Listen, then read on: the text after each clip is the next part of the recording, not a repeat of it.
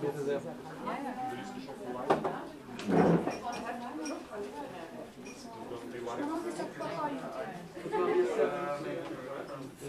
You'll do the MC. Yeah. This is the weather, you know. Thank you, Ferdi.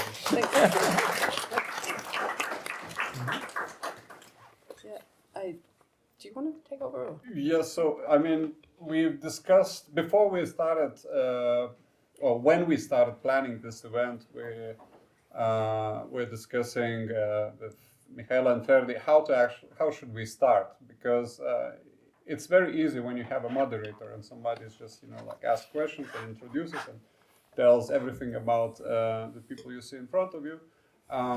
But then we figured out, as we don't have any moderator, in the end we will have to kind of find our way to each other, and what can be better than actually to try to remember why we are here three. So it's not just some random people who wrote some books. Actually, we know each other, and I was trying to remember, for example, when I met Michaela, and we've met a few years ago, if I'm not mistaken, because I come from Lithuania, a country not so far away from Berlin, but with quite a different culture. And Michaela mentioned to me suddenly that she actually knows about Lithuania, and one thing that she was fascinated by was Lithuanian traditional ornaments that we built for Christmas. And where did you see those? Actually, I saw it in Pittsburgh. So in Pittsburgh, there's Carnegie was one of the big founders of Pittsburgh, of the culture, and there's this tower in Pittsburgh, and in it there's different rooms, and on Christmas time each room is decorated depending on the country it's dedicated to. And there was one room about Lithuania, and it was really beautiful because what they have is, they call it the geometric gardens of wish. Which is gardens. I think that's the shortened version, Sode in Lithuania. Which is just garden, yeah. So you imagine just a Christmas tree, and on it hang these geometrical patterns made from straw, but they're all very intricate. So you just start with one piece of straw, and then you create like prismas and octagonals and just all kinds of shapes. And I saw them, and I thought they were really beautiful. It was something very different to the kind of stars and tacky stuff we have. And then I remembered that someone had told me that in Berlin there's someone called Matas with his wife Dalia from Lithuania, and I thought maybe they know how to do it. So we all got together without knowing each other with our kids on a pre-Christmas time, and I guess you guys also had to figure out how to do this. Yes, even for us Lithuanians it was, I mean, we knew that this thing exists, but like it is a craft sadly practiced by not so many people. So thank you very much, Michaela, also to introducing me to the craft of Sode. I remember it was very frustrating in the beginning because the straw we got was kind of, it ripped very easily, but then after a while we were getting slowly better, yes. Yeah. I remember that by the end of the night we were really getting to the level where you could at least hang it somewhere and show to other people. And drunk. Well, a little bit, yes, of course. But I mean, that's the time of Christmas, I guess. Like, and evenings are for the warm hearts and hot drinks. And only at the end of the evening I figured, I found out that you actually are a writer, because I didn't, for a long time, at least the whole day that we spent, I had no idea what you do, and then I started figuring out that you're a professional writer and writing books about really interesting subjects that especially historical research that you do. It's extremely interesting for me. So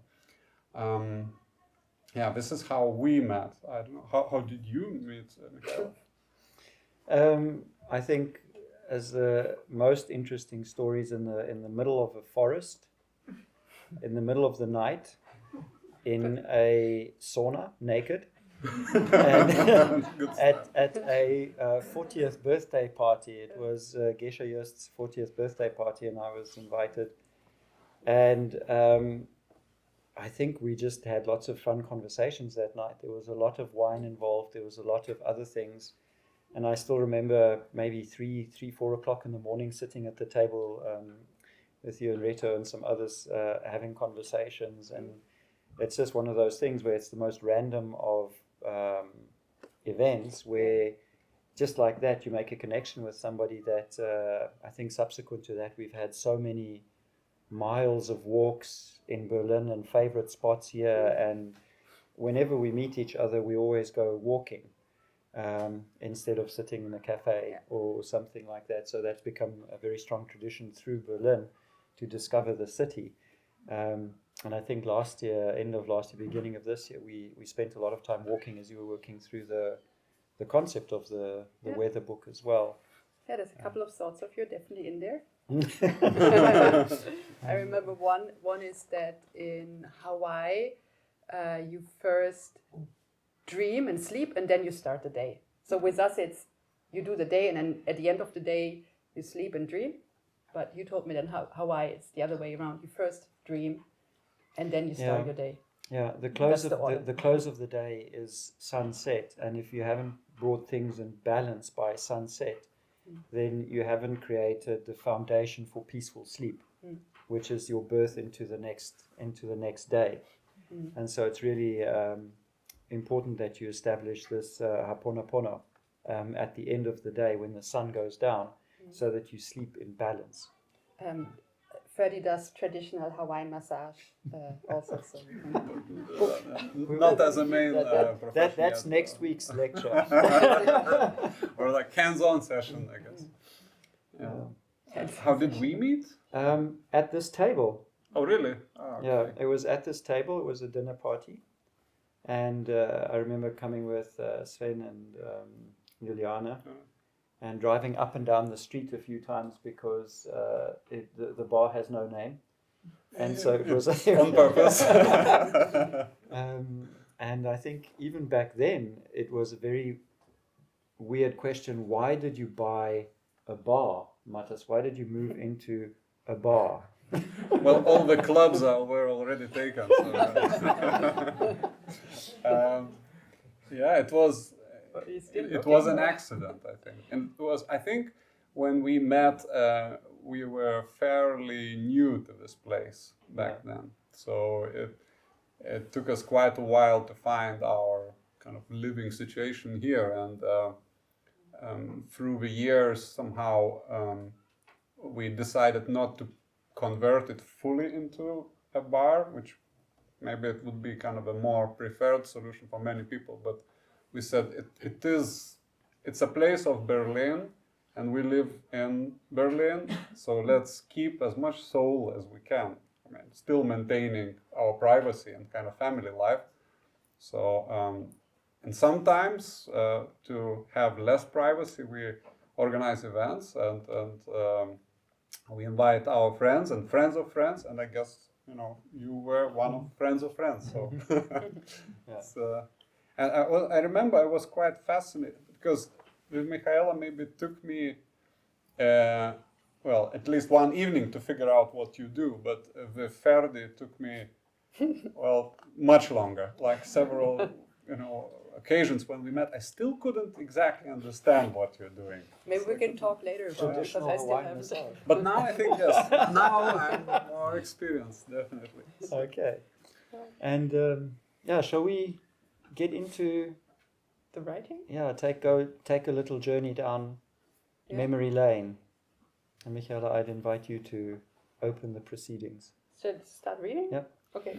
So the book I wrote is called Weather, and it's basically 30 essays on weather phenomenon. It's actually, I was asked to write the book by the Duden publishers, and they just said, like, stay in the tradition of nature writing, and just go ahead. It's actually become a slightly political book, because I don't think you can write nowadays about the weather without mentioning the climate change. I found out lots of facts about the weather. I knew everything about small talk about weather that you know. After reading the book, we all can talk for hours about weather and other things, I think. I found out interesting things like that there was a time period on the Earth, the cranium, when it rained for 2 million years straight. It's funny that things like that are just unknown, that there is a storm on Saturn that's been just circling for 400 years, things like this. And I mix culture, literature, and science in the text. And the one I'm reading now is one that I think is important. It's about silent knowledge. It's about, but you'll figure out when you listen. Silent knowledge. In today's world, where hurricanes and droughts, floods and tsunamis dominate the news and become increasingly unpredictable, meteorologists are aware of how little they actually know about the weather. After centuries of orienting themselves on the mercury columns of thermometers, the air pressure chambers in barometers, the blonde woman's hair in hygrometers, which is very true. They used to think that blonde hair works better on hygrometers than other colored hair. And hence, reading of temperature, air pressure, humidity, etc., on the basis of the fine nuances of numbers. So recording data in figures and thus assuming to feel closer to an accurate weather forecast, people are now aware of the gaps that open up between the data. For this reason, and as paradoxical as it may sound in our digital age, more and more meteorological institutes dedicated to researching weather forecasts of indigenous cultures are emerging, such as the ARPN, the Ancient Rain Prediction Network in India, or the MEK, the Maori Environmental Knowledge in New Zealand. The Bureau of Meteorology's Indigenous Weather Knowledge Project in Australia even achieved that it was finally scientifically recognized that Australia has not only 4, but 7 seasons, a fact known among Aborigines for 40,000 years, but ignored by European immigrants since their arrival in 1788, and contrary to all observations in everyday reality. If one accepts this ancient knowledge, one can directly speak and think about the weather in a completely different way. All these projects have in common that they are looking for alternative answers to the effects of climate change, and their approach is the exact opposite of the usual big data.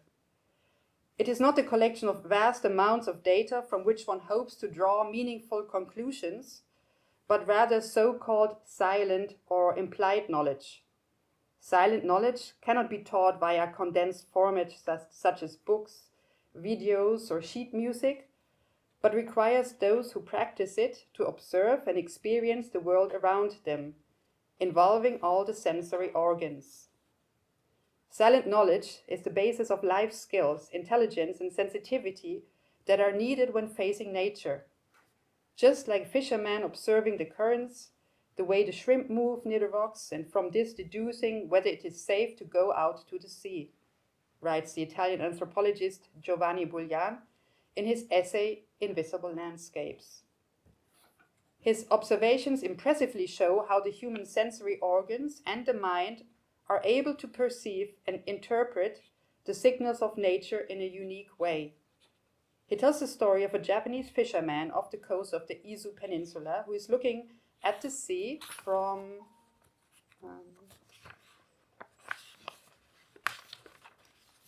the cliff. The fisherman understands the state of the sea not only by observing the waves, but by feeling the sea landscape with all his senses. It's a harmonious interplay of smell, taste, sensations on the skin, and years of experience that come together to form an instinct, an intuition, and then become reflections, considerations, and reactions to what has been experienced. The ama, the female divers in Japan, who have been diving for abalone shells on the same Japanese coast for thousands of years, register wind and weather in a similar way, using all the sensory organs. By feeling the movements of the sea and observing the traces of the fine sand on the seabed, and interpreting the swift swimming movements of the shrimps, They can tell whether a storm is approaching or the sea will remain calm. They call this method Sunaga Sokukara Kurufuite, sand blowing from the bottom of the sea. In the islands of Micronesia, far off the south, and it's actually kind of related, a handful of wave pilots still master a technique that was once vital. To go from one island in the Pacific to another, the Rimeto, people of the sea, feel the effects of weather phenomena that took place in another place and at another time in the past. So this is a quote now. Distant storms in Alaska, Antarctica, California, or Indonesia create a swell that sweeps across the ocean and crashes where land rises from the sea.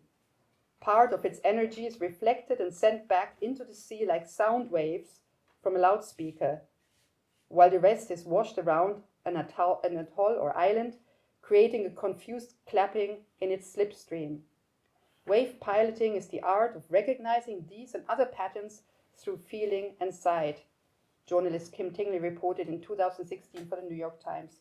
So what's happening is actually if there's a storm somewhere in Antarctica or California, it changes the movement of the waves, and since it's water, it gets transported all the way to Polynesia, and there these wave pilots can read it in the waves, and then hence tell where there is land coming or not. One could try to write textbooks about this or make explanatory videos, but to really acquire this knowledge, the body must participate on the spot and read and feel and emerge into the situation with all its senses. And this is usually then done with a father telling a story and being very close to the father, lying in his arms, and just experiencing this knowledge through another person. All over the world, the sun and moon and the way they shine from the sky tell their very own weather stories. It's important to observe the direction in which a particular bird builds its nest, whether the flowers on the trees begin to bloom from below or above, or how the algae meander through the current. And watch out, if the cod carries stones in its stomach, the weather becomes bad. The landscape that surrounds us has an infinite number of indicators. You just have to perceive and exploit them. And where the human sensory system is not sufficient, it's expanded by animals. Animals have different senses from us. Snakes can perceive infrared, sharks, eels, or rays can feel electricity, and birds navigate along the Earth's magnetic network, which is caused by the movement of liquid iron beneath the Earth's surface. Those who know how to observe the behavior of animals, waves, and plants experience things that we cannot feel with our own bodies, but which we can recognize and interpret with our minds. Reading the weather in the phenomena of nature is a bit like writing a perfect story.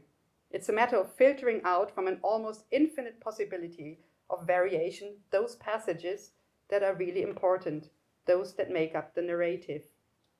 Such a view and interpretation of the environment naturally makes it richer. While in modern times, at least since the scientific revolution of the 17th century, nature has become more and more fragmented, indigenous cultures have been perceiving it as a whole. The US-American psychologist Edward Tolman put forward the hypothesis, and this is interesting for what is happening now around us, that the cognitive maps of people, such as Japanese fishermen or wave pilots, naturally increase empathy, while narrow cognitive maps, such as those we obtain through codified knowledge, lead to a dangerous hatred of outsiders, ranging from discrimination against minorities to world fires. In short, cultures that read weather using their physical sensations are less prone to xenophobia than cultures that rely on measuring instruments. It's a steep but interesting thesis. Silent knowledge is passed on from generation to generation. Some anthropologists use the image of the human as being a vessel that absorbs knowledge and then passes it on to others. This passing on of traditional knowledge is context-based and not codified, as we are used through empirical data and scientific texts today. It arises primarily through interaction with the landscape, but also through stories, songs, dances, carvings, traditions, and laws. in the local language through the use of so-called memory agents such as Volkswisdom, Bauernweisheiten, or proverbs, and in the very everyday little things that make up a culture. The Afar people of the Horn of Africa have even incorporated observing nature into their tribal system, which is activated whenever something seems to be wrong with the weather again. Then the young Idos, it's the youngest ones, set off. They are scouts who observe nature. As a greeting, they say, "What have your eyes seen and your ears heard?" They pass on their collected knowledge to the Ada, those are the older ones, a kind of council of elders who compare this information with the old tribal knowledge and make decisions based on the collected knowledge. Then everything is passed on to the Dagu, a kind of network within society that distributes the information to all households. And just how useful learning from nature can be, not only in individual cases but for life as a whole, is demonstrated in the words Dabal Kal Daha, Moka. The hardships endured during the drought are compensated for by the lesson of survival learned from it. So that's the silent knowledge, and from silent knowledge we go to noise. Thank you. Yeah.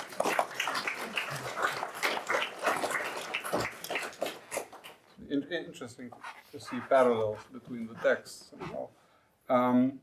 So about my book, it's called The Joy of Electronic Music. The book was originally thought as a kind of a self-help book for electronic musicians. Well, at first it was a joke, but then I started seeing that actually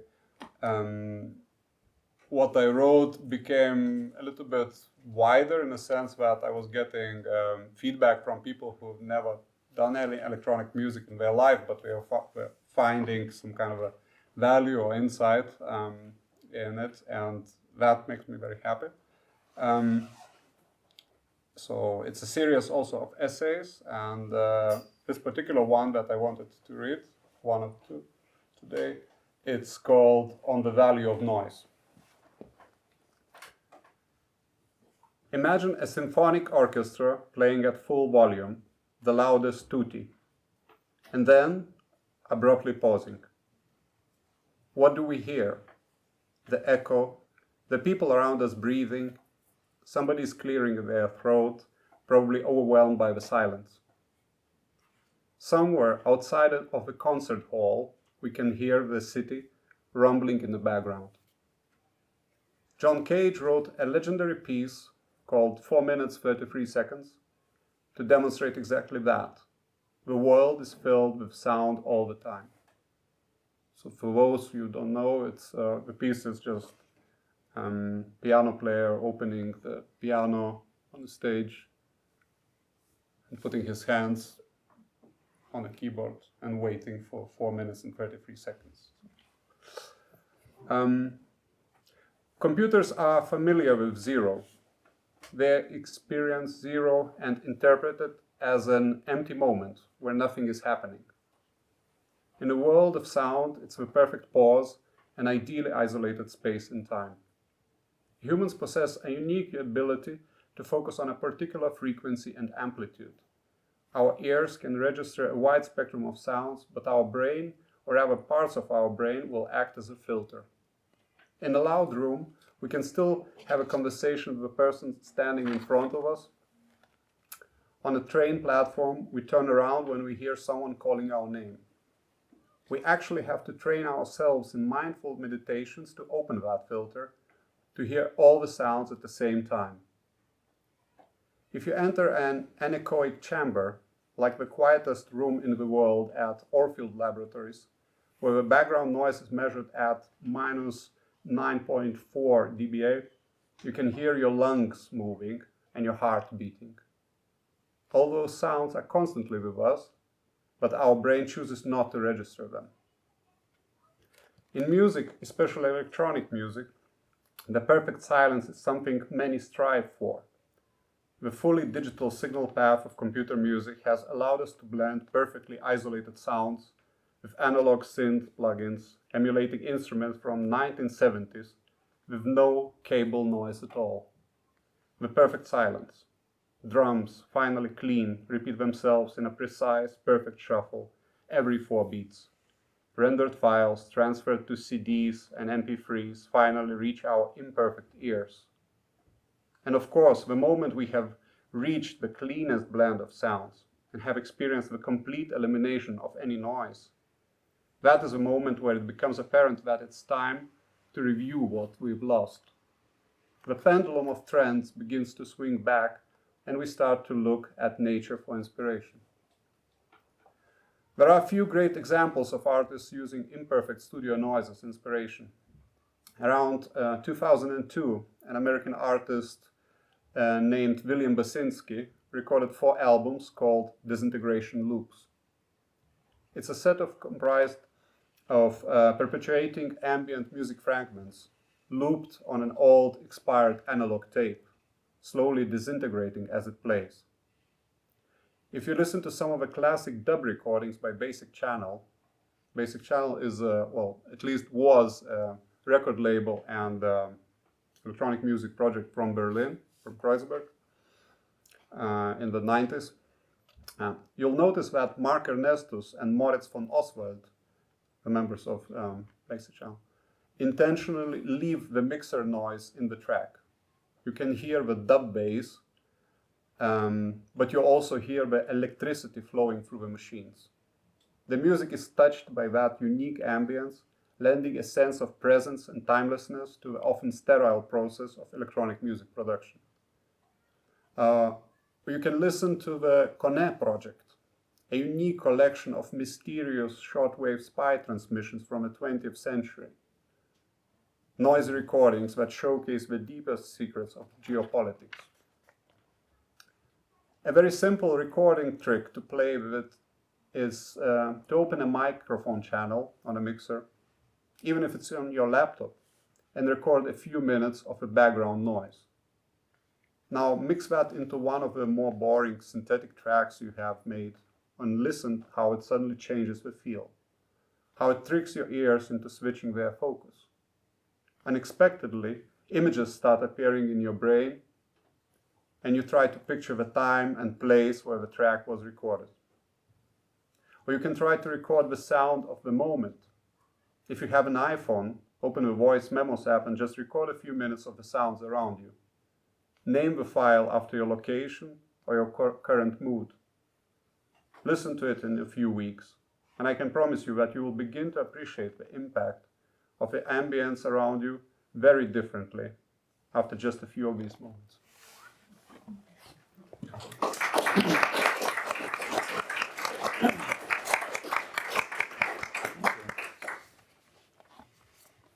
So the first time that we got together to actually plan this event, we originally thought that we had all written completely different books focused on completely different topics. And so it was quite difficult to understand how we were going to get a concept where things actually flowed. But then we realized that our process of observation had actually gravitated towards certain themes where we were picking up on the same topic. So we had this knowledge through the physical experience of these waves, etc. We have the noise around us, that we kind of like swimming in this sea of life that we experience. And I have a chapter in my book called Friction. And the process that I used for writing this was during the initial stages of everybody trying to get to grips with what was going on with COVID, was that I would pick a thought. Usually first thing in the morning a thought would come, and I would view the entire day through the lens of that thought. And so this particular day, the thought was about the role of friction, so very much in line with what we have. As I was walking home today, I had to think about how Cordy, this is an old colleague of mine, Cordy Swope, was always warning us that GPS was ruining friendships. His point was that we don't have good arguments anymore. With GPS, you don't get lost. You don't get into a situation where, as a group of friends, you need to figure it out for yourselves. GPS sets a secure glide path for your journey. So, a source of friction has disappeared from our friendships. Friction that would have shaped, sharpened, and molded our understanding of each other. For many years, the venture capitalist world, there has been a constant talk of business models removing friction from systems. If your service makes it just that little bit easier to find X or to deliver Y, you have the edge. Value chain analysis minutely looks at how you can make the process simpler and remove unnecessary steps. Our super streamlined and simplified soup of convenience now means we find very few hard edges around us. Very few moments to stop, pause, and reconsider, because any pause might mean that you will change your mind. One Israeli internet security firm actually flipped this on its head. Their entire biometric security concept is based in the introduction of friction into the system. Working with high-end private banks, their service will momentarily make your mouse disappear, or the button that you were about to click doesn't respond. This little bug causes you to shake the mouse to make a signature movement that is unique to each of us. Your physiology and unique muscle structure will show itself in a unique response pattern. Even if hackers can fake their way into your account, they cannot fake the way you deal with a glitch. The strategic friction reveals your unique, unfalsifiable identity. If we think about it, friction is an essential part of our growth, learning, and shaping our identity. We smoothly glide along our inner GPS until we bump into something unexpected. Something that stands out enough to grab our attention and force us to reconsider and figure it out. Statues, musics, and paintings are all the product of artistic friction, put in place by a tenacious mind, Michaela chipping at the marble. Sexually, we are even conceived through the embrace and enjoyment of friction. Without a bit of friction, things just slip through your fingers and float away. We find a contour or the edge of an object through the friction it creates on our fingertips. And then we polish and rub it with our attention until it shines as a new signpost on our journey. We all know the story of the pearl being a result of a grain of sand inside a clam. The clam responds to the friction by laying down layer upon layer of nacre to form a beautiful pearl. As I watched a couple packing his things into a car today, I was wondering how they transformed their gift of friction. We'll never know why their relationship didn't survive the irritation of being clammed up together. Perhaps they were just polishing a turd. Perhaps the grain of sand was a boulder. I have to wonder, though, if they would have done better if we didn't have GPS.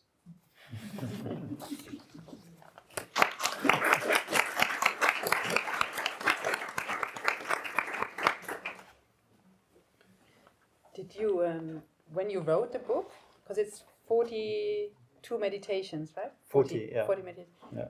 Did you write at the end of each day, like on that day, your thought was friction, and then you watched your thought, Yeah. and then at the end you wrote it, or did you write it after?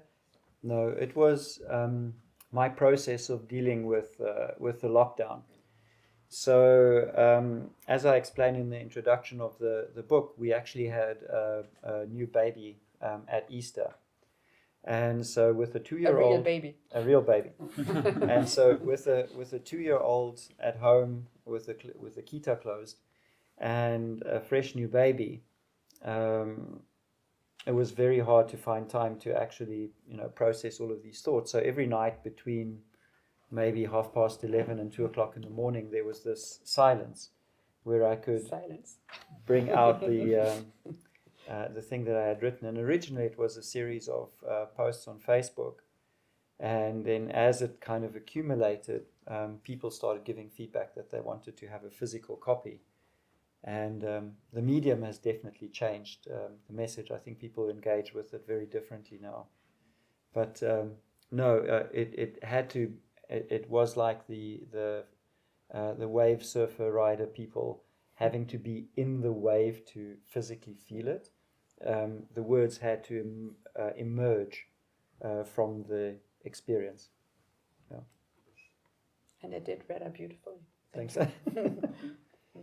I mean, the observations, I guess, when you have a topic, suddenly you start noticing things that fit somehow. I don't know,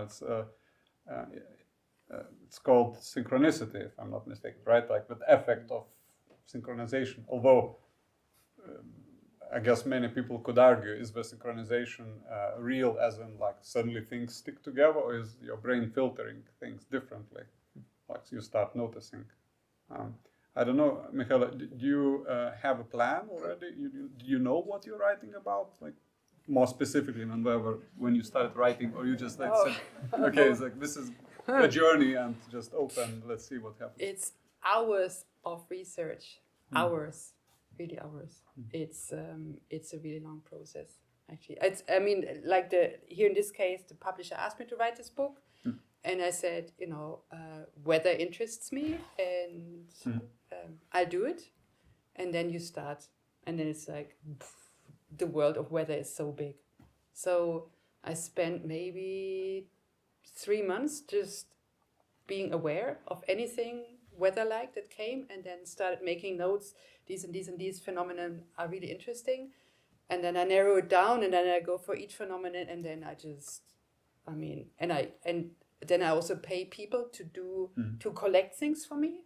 Okay. So it's actually quite a process. And then once you have a lot of facts, then the beauty starts of connecting the facts. And then you have like, for each chapter you have a wide array of things that you could be writing about. So you are casting a really wide net. So I'm like a DJ a bit. You have to dig a lot. Yeah, you dig a lot, and then you connect it, and then it comes kind of naturally.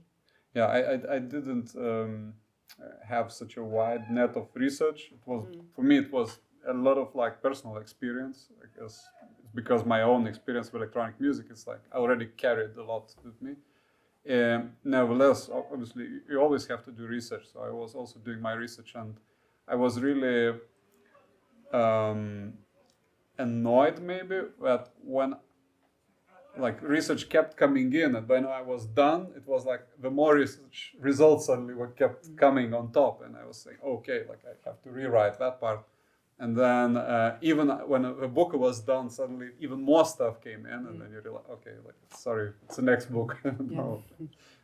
That's actually a question that's fascinated me about your book, Matas, because it's extremely honest about the emotional journey that you took, and it was a long process of thinking of the book as you were going into clubs and listening to music and making music.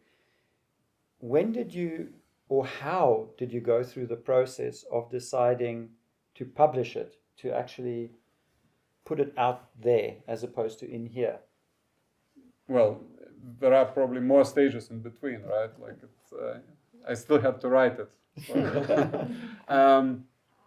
I think it's with many things in life. You can notice if the universe wants it to happen somehow. I think that's a skill that you learn, and most of us learn it far too late in our life.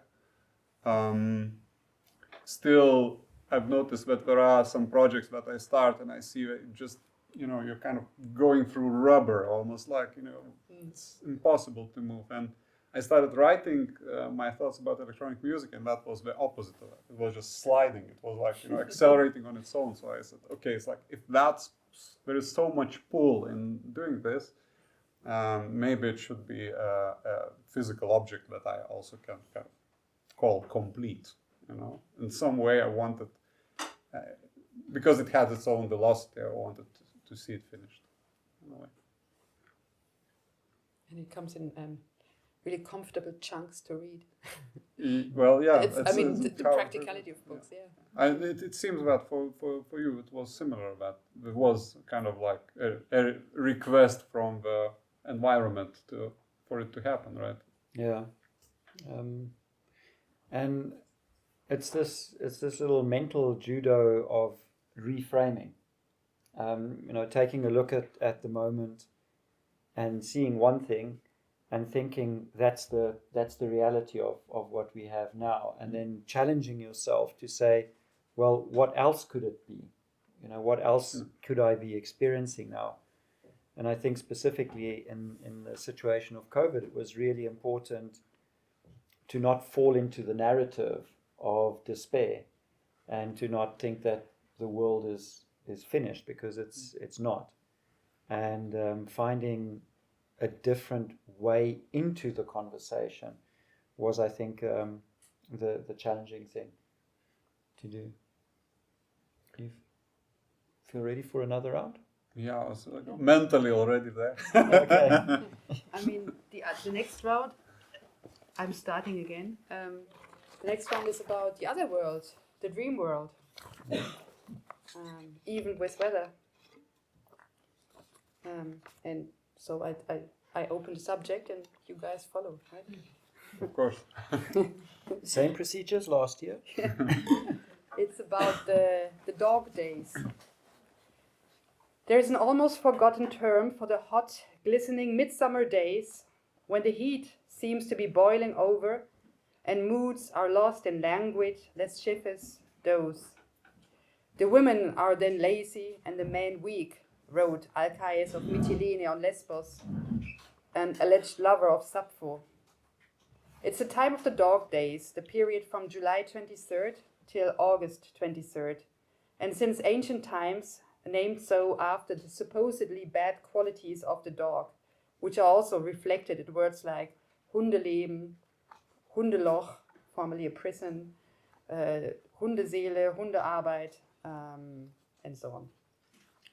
Nowadays, only few use the expression dog days to anchor in the calendar a mood induced by the weather, which spreads over everything, threatens to suffocate all activities, and pulls them in like an undertow into the heat, the standstill. It's the time when the air above the asphalt seems to buzz, causing flickering reflections, when you burn your fingers when touching the steering wheel, when carelessly split out chewing gum on the sidewalk, when stepping on it pulls sticky threads on the soles of your shoes, and when grass and wild herbs between the tram tracks withered away, leaving a spicy scent hardly noticeable. Quote, "We talked about the empty and silent month of August. For weeks, Michael said, there is not a bird to be seen. It's as if everything was somehow hollowed out. Everything is about to sink down. Only the weeds continue to grow. The field winds strangle the bushes. The yellow roots of the nettles crawl away under the earth. The burdock perennials tower above you by a head. A brown rot and mites spread. And even the paper on which you laboriously string words and sentences together feels as if it is covered with melted dew."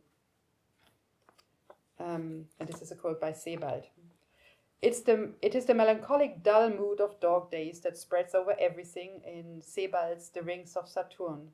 Originally, Sebald had even wanted to give his work the title Under the Dog Star, in reference to the Dog Star Sirius, which, when it appears in the sky before dawn, heralds the dog days.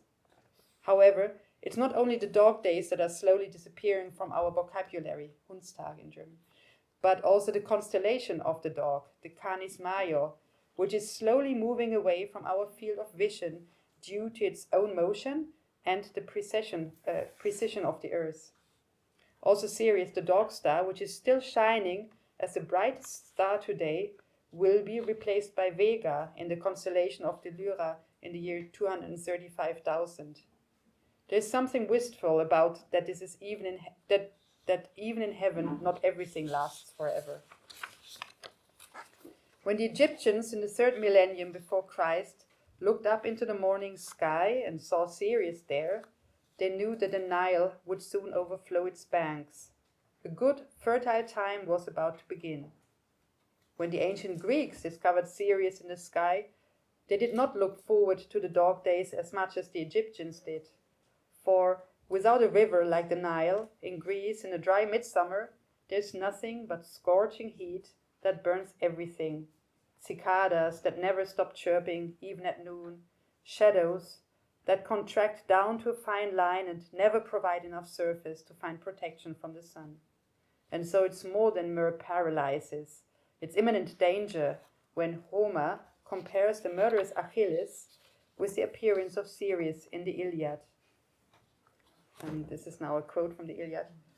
And old King Priam was first to see him coming, surging over the plain, blazing like the star, the rares at harvest flaming up in its brilliance, far outshining the countless stars in the night sky. The star they call Orion's dog, brightest of all, but a fatal sign emblazoned on the heavens. It brings such killing fever down on wretched men. And obviously the ancient Romans also found the dog days threatening, as we learn in Johann Georg Rüth's Ökonomische Enzyklopädie. That's a book, an encyclopedia that I often refer to in this book because it appeared at a time when the Industrial Revolution was just thriving, and in this book he has a lot of old knowledge and new knowledge, trying to explain both. So I quote him a lot throughout the book. So anyways, in this encyclopedia he says, the ancients considered this time to be very dangerous, unhealthy and harmful to people, cattle and crops. In particular, the Romans sought to avert such harmfulness, in their opinion, by sacrificing a pale dog, and used to slay the dogs at such times because the heat made them rabid. Even today, many people who no longer believe in a dog star still fear the werewolf and never pronounce the star's name without a certain horror. The rabies, also die Tollwut, the werewolf disease, so it was believed, took more and more possession of the dogs. And so during the dog days, not only in ancient Rome but also in modern times, the dogs were killed. But the dog days were also considered particularly difficult for all those whose temperament tended towards the melancholic. For thousands of years, the origin of melancholy was located in the spleen, the milz, and the testicles. And for just as long the dog was considered the animal most influenced by the spleen. And if melancholy spread like a heavy cloak over the minds of such people, the dog star alone was to blame. A distinction was made between the melancholia generosa, a kind of ingenious melancholy, a drive for poetic and other intellectual high performances, and the melancholia canina, the dog-like melancholy, which simply showed itself to be a lack of drive. Both could end in suicide during the dog days. Albrecht Dürer impressively captured the dog twice in his copperplate engraving Melancholica I from 1514. One lying limply on the ground, then, as a biting mutt, a banner with the title of the picture in its mouth, floating through the air. Two dogs in the picture. And funnily enough, you have a picture of the Melancholia in your book as well. Yeah, strange parallel. Yeah. In the middle, a dull and exhausted angel is enthroned. There is another world, but it is in this one, writes the French surrealist Paul Éluard. During the summer heat, you can feel it, this other world. If you lose yourself in its inertia and heat, you can guess how it appears like a mirage in the shimmering air. But it withdraws, this world, as soon as you approach it, or if you become too active. Thus, a too intensive confrontation with it can cause you to lose yourself in melancholy. So that's the dog days, which we had very short this year only. Yeah, sad.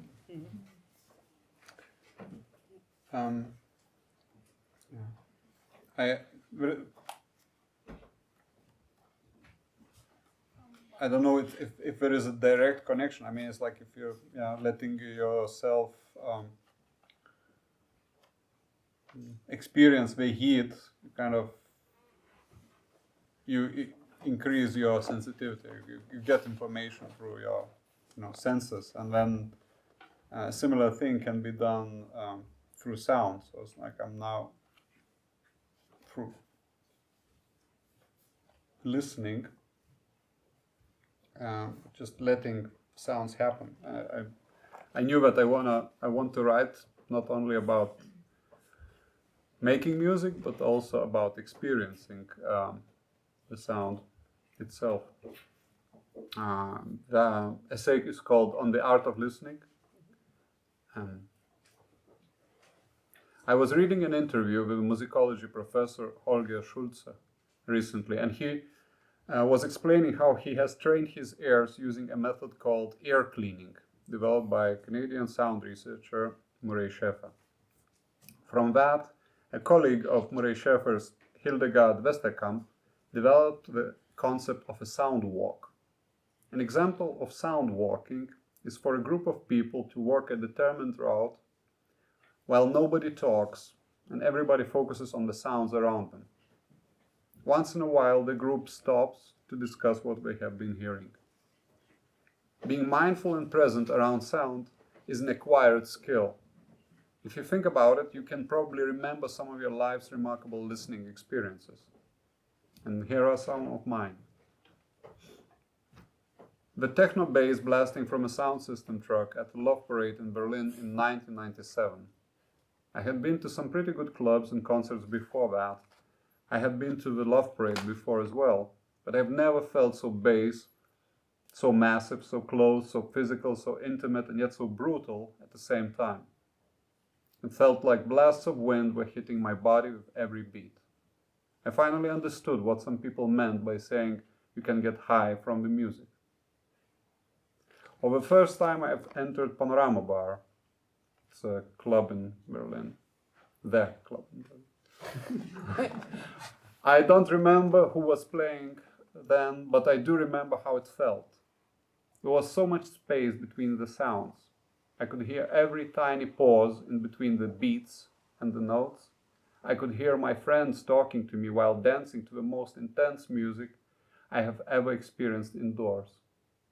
That room has an incredible aura. I remember testing dozens of studio speakers over a few hours in a music store. There was this digital matrix, a kind of master controller, which allowed me to switch between different pairs of speakers. And at some point, I accidentally selected a speaker that I never would have chosen, a cube with what seemed to be like just one membrane, a construction that I later discovered was called a coaxial system, I guess. It sounded completely different, as if I have changed my ears and not only the monitors. It sounded as if I was short-sighted before and suddenly was given a new glasses. I couldn't stop playing different tracks on it, hearing all the precious detail inside of them and understanding how they were assembled. The music stood naked in front of me. These are certainly amazing moments that I can relive in my memory anytime, but it's only one specific way of listening. That's the experience of listening to electronic music in a perfect environment. To actually appreciate music and sound in general, we like food gourmets, wine sommeliers, or fragrance makers' noses have to gather the widest possible spectrum of acoustic experiences. Let me continue then. Walking up the stairs in a Berliner Philharmonie during the day, I slowly opened one of the doors with a vacuum seal-like quality. I could swear I could hear the concert hall depressurizing. I don't know about you, like you've probably been to Berliner Philharmonie. It's like when you open the doors to the hall, it's like there is a special sound. Like, if you go next time, please listen to it. It's really worth something. Makes the experience very expensive. The tickets definitely are worth it. The key theme of Brahms' Symphony No. 1 fades in and touches my ears. I was sneakily observing the incredible orchestra led by Simon Rattle during one of their rehearsals.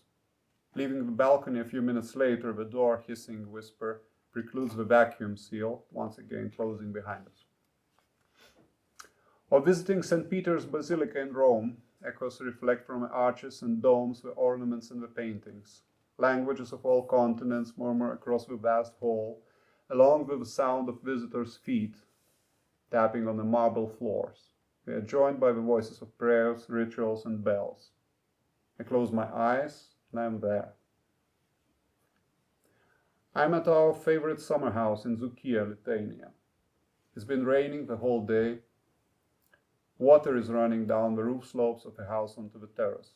Some of the drops land in my daughter's toy bucket. Another series hits the surface of a beautiful flat stone I brought from the fields this morning. The tiny sounds of the drops synchronize for a few seconds, like two minimalist records, and they drift apart again. I'm sipping on my tea and I hope the rain doesn't stop soon.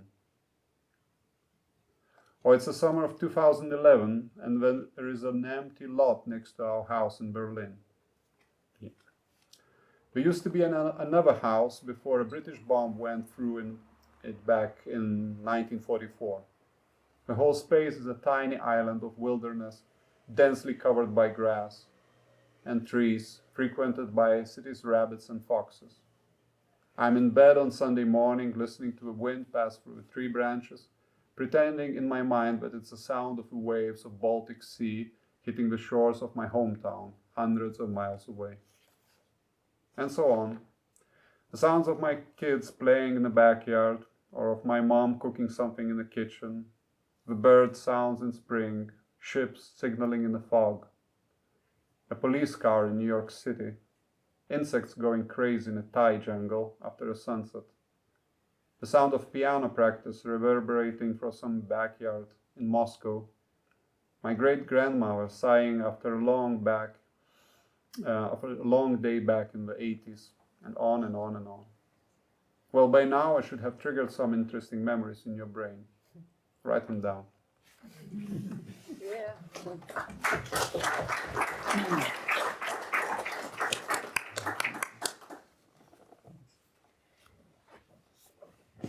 So, in conclusion, I'm talking about day 33 in the book, which builds very strongly on what we've just heard. The theme of that day was Dreamcatchers, which I think a lot of people who live in Prenzlauer Berg will know because they have them up in the windows over there. But hopefully this will give you a new interpretation of what a dream catcher is. When we do design thinking workshops, I always ask the participants to sit still for a moment and observe everything that catches their eye. Usually these workshops take place in a built environment, which means every single thing you see has been manufactured. And that's the case right now, because your entire visual plane here is filled by humanly manufactured items. As your eyes scan from left to right, up and down, you take in more and more details of the space you are in. The exact angle at which the wall meets the roof, the exact curve of the edge of the chair, the way the legs and the seat come together. Look further, the thickness of the bottom of your glass, the width of the glass, the thickness of the glass used.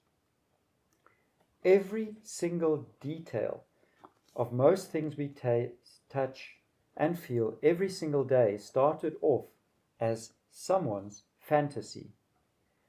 Before that glass landed on IKEA's shelf, before it was placed in a box in India, before it was the melted mass of silicone and quartz, even before it was the sketch in a moleskin booklet, maybe in Prenzlauer Berg.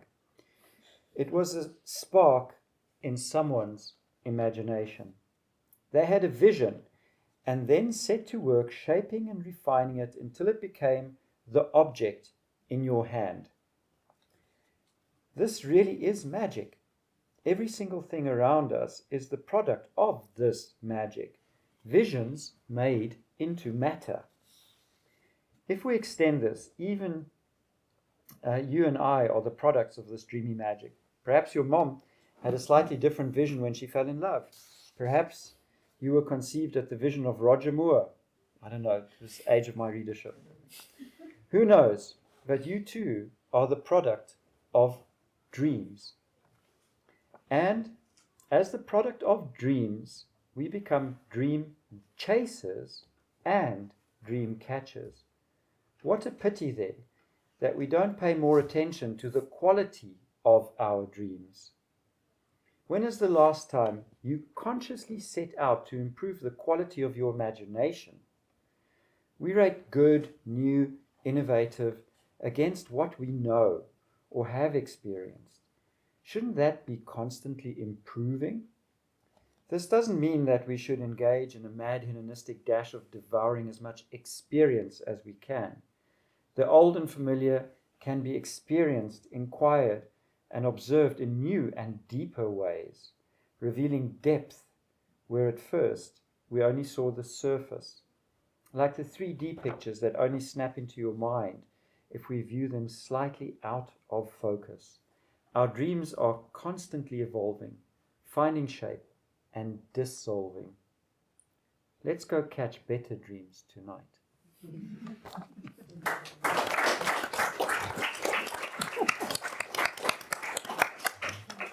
So 3 very, very different books, but 3 very similar hearts. Somehow I realized that how awkward it was that somehow we missed the applause after your bit. It's like you just handed over. It's like feeling really awkward.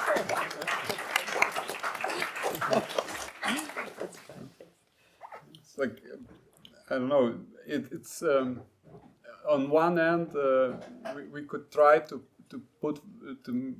try to prove how what have books in common, but on our hand is like when you read them or when you experience the text, you suddenly start seeing the strange parallels and details, and I think the only or like the main important thing is that these books appeared or will be appearing in this like crazy year 2020, and that is brings with itself all the experiences with it, and they were all written in 2019, beginning 2020, and these documents will stay no matter what will happen in the next years. These little and maybe not so little books will be there to remind us of the time. I was not sure. Did we say we want to ask if people have questions or? Yeah. Wait, I think we should ask if you have questions. You're allowed to ask questions. We would appreciate questions. Or commentaries. But we also will have drinks afterwards, and we'll be standing outside, and then it's easy to. But if you have a question, it's now. You're also even allowed to remove a mask in the duration of the question. So we can hear it. Yeah. I would like to ask a question because you mentioned that the reaction to your essays, musings, meditations was different when you published it on Facebook as opposed to what you read on the written book. And this morning we had a conversation about, I've started reading stuff on Kindle, and we tried to figure out differences in how you read in a real book in your hand, the haptic experience, or as opposed to reading on a Kindle. What about this? The difference, or what is the difference? Do you think in the perception of a text like that when you read it as a Facebook post or in a book? Is it more serious, or is it like do you give it more thoughts, or what do you think is the difference?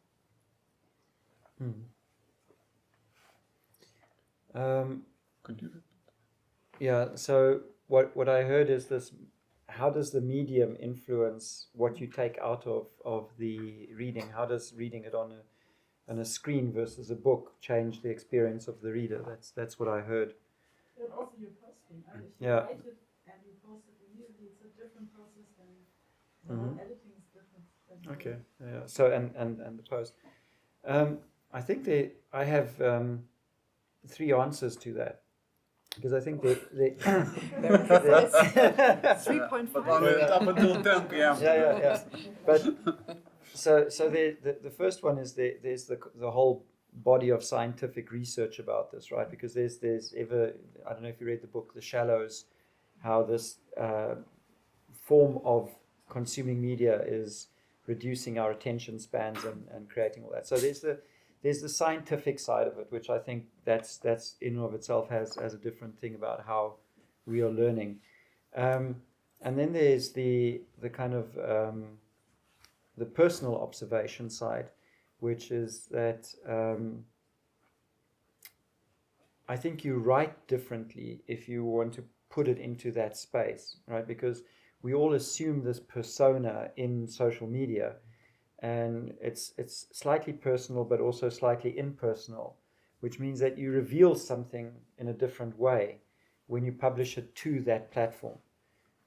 So I think that there's that side of it. But the third one is the echo that I've heard back from people who've taken the book, saying that it finds a different moment, right? Because if you think about when you're looking at your phone and when you're looking at your screen, emotionally, cognitively, you are maybe in a slightly different place. You might be in the U-Bahn, you might be, between spaces. So the capacity to enjoy, consume, or swim in the idea is reduced by the person sitting next to you, the guy coming asking for change, or whatever. There's a different thing. When you take the book, and this is what I've heard, and you take a cup of coffee and you sit down, you've selected a different moment to engage with the content.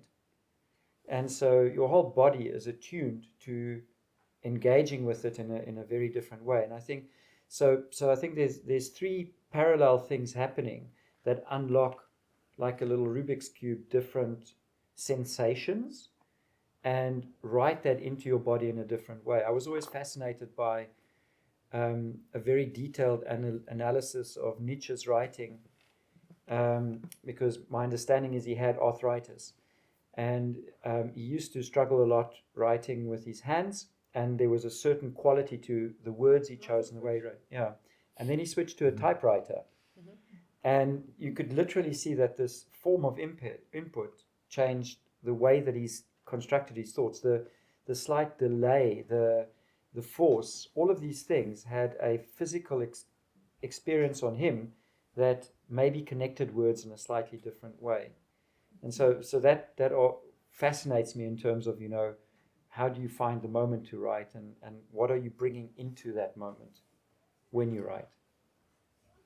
So does it mean if you would have published it originally not on Facebook, but for example on LinkedIn, it would have been a different content? Yeah. It's like with my newsletter, it's primarily aimed at LinkedIn audience. It's a completely different story, yeah.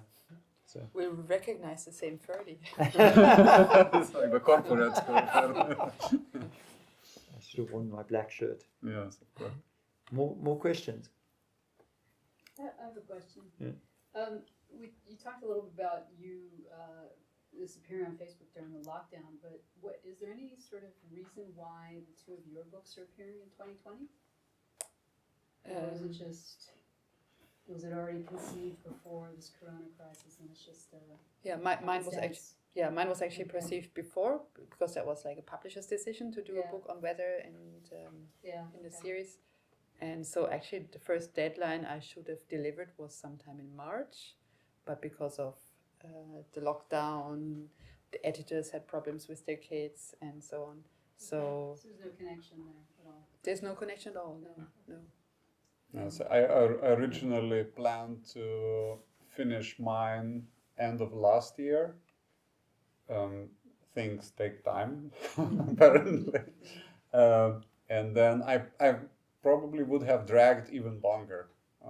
But the initial lockdown kind of created this opportunity of, finishing stuff. So I guess, all the logistics required to get the book out, it was a good opportunity for me. And with all the writer friends I talked to, the lockdown was a fantastic time to write. I mean, everyone who had a writing project was very, very happy about it, because it's something that just kept you steady. You had enough time. I think Shakespeare wrote some of his best pieces when the plague came. The Decameron is an example. So times of lockdown there have been many in the human history, and they've always been great creative output for writers. Yeah. Welcome to the times of great literature. The new normal. And people have time to read too. Yes, of course. Yeah. So So I noticed that all three of you have written sort of collections of thoughts or topics. Like, was that the first incentive for you to write this format, or were you thinking of something like as more of a cohesive whole, or was it all coming in bits and pieces and you're curating a collection? You know, who wants to start? Let's think about. The question is that, you know, is the collection like why did we all three wrote a collection instead of like one big narrative? yeah. I think it's easier to digest and it's easier to concentrate, and I think if I want to write a big story about weather, I wouldn't be able to finish it in 6 months. It would take a couple of years, I think, because then it has to be even more everything really connected. Like this, you know, I've got like 30 essays, and in it makes sense. But if it was one big piece, that's real hard work. We need more lockdown. Well, let's stay with essays. Stay with essays, exactly. Yeah, for me it was I was anxious that I wouldn't be able to write anything that big. You know, it was my first book, so I said, okay, let's move slowly. Like I can imagine how to write essays. I have no idea how to write a novel of electronic music. Could be interesting. Not really a question, but maybe more a reflection.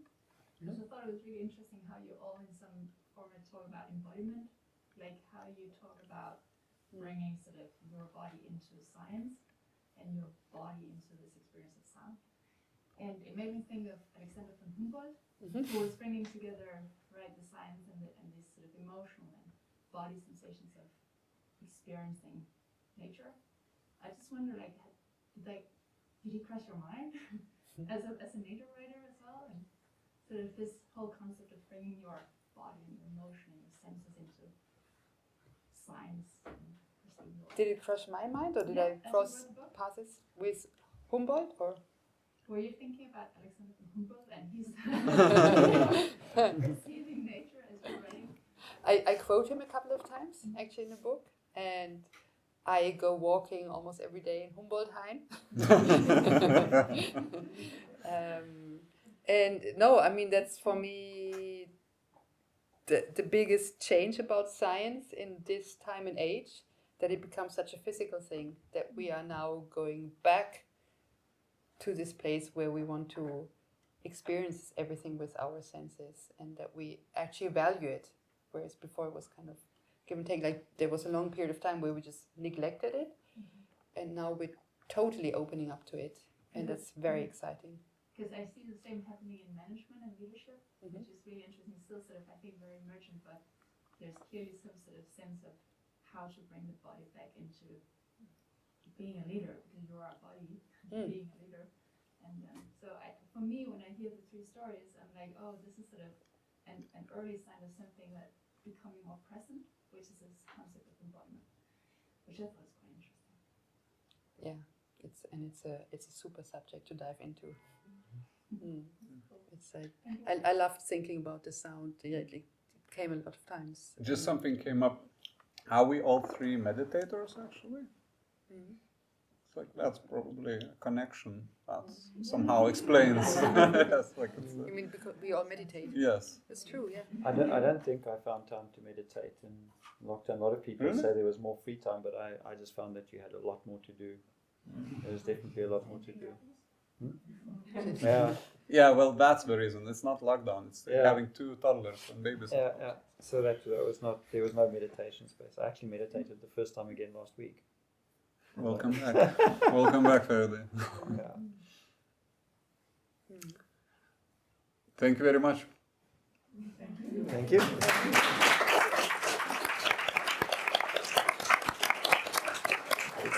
Yeah, and thank you for all coming in this time and into this room with masks and all. Outside, we can all take off the masks. And have some fresh air. It's like the end of the Venice Carnival or something. Yeah. Reveal who is